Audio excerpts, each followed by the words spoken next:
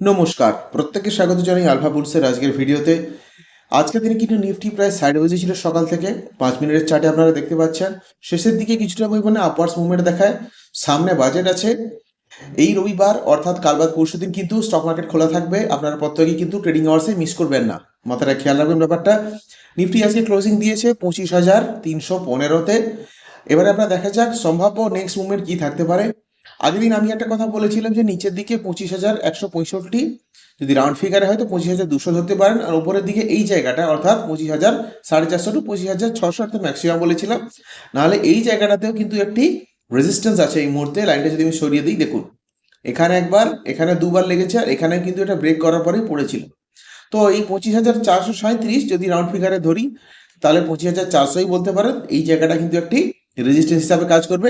নিচের দিকে এই মুহূর্তে বলতে গেলে কিন্তু এই জায়গাটা আমরা আবার ধরে রাখবো, অর্থাৎ 25,200, 25,200 টু 25,400 এই জোনটার মধ্যে যদি নিফটি থাকে তাহলে কিন্তু কিছুটা সাইডওয়েজের মধ্যে যাবে।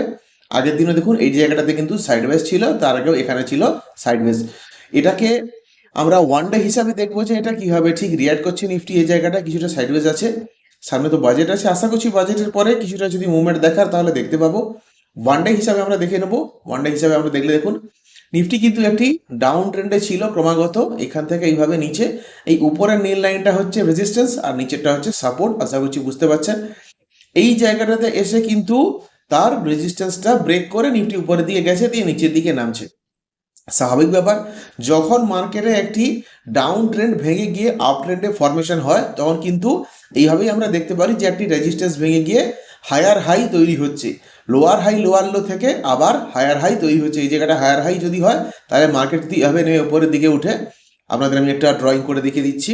এই রকম যদি হয় একটা আবার রেজিস্ট্যান্স লাইন, আর যদি তার নিচে সাপোর্ট থাকে ঠিক এই রকম ভাবে, আর মার্কেট যদি এর মাঝখানে ধরুন এইখান থেকে উঠে এইভাবে যদি পড়ছে, আমি আপনাদের চার্ট হিসাবে দেখাচ্ছি, ক্যান্ডেল লাইনের জায়গায় লাইন হিসাবে, এই দেখুন ক্লিয়ার। এই লাইনটা হচ্ছে নিফটি, ঠিক এইভাবে পড়ে পড়ে পড়ে পড়ে যাচ্ছে, ঠিক আছে।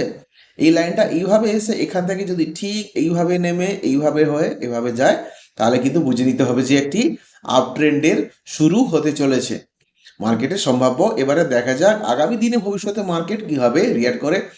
আজকের দিনে আপনারা অতি অবশ্যই দেখেছেন যে গোল্ড, সিলভার আর অতি অবশ্যই তামা, এই তিনটা অর্থাৎ কপার, এইগুলা কিন্তু আজকে ফ্রি ফলের মধ্যে খুবই ভালোভাবেই পড়েছে। বাজেটের পরে দেখা যাক এগুলো কিভাবে পারফর্ম করে। এদের ইটিএফও কিন্তু আজকে যথেষ্ট পরিমাণে ডাউন ছিল। আগামী দিনে দেখা যাক এরা কিভাবে পারফর্ম করতে পারে। আর বাজেট ডেতে আপনারা অতি অবশ্যই কিন্তু ট্রেডিং আওয়ার্সে অনলাইন থাকবেন। সবকিছু শোনার পরে আশা করছি মার্কেটে আমরা একটা খুব ভালো মুভমেন্ট দেখতে পাবো।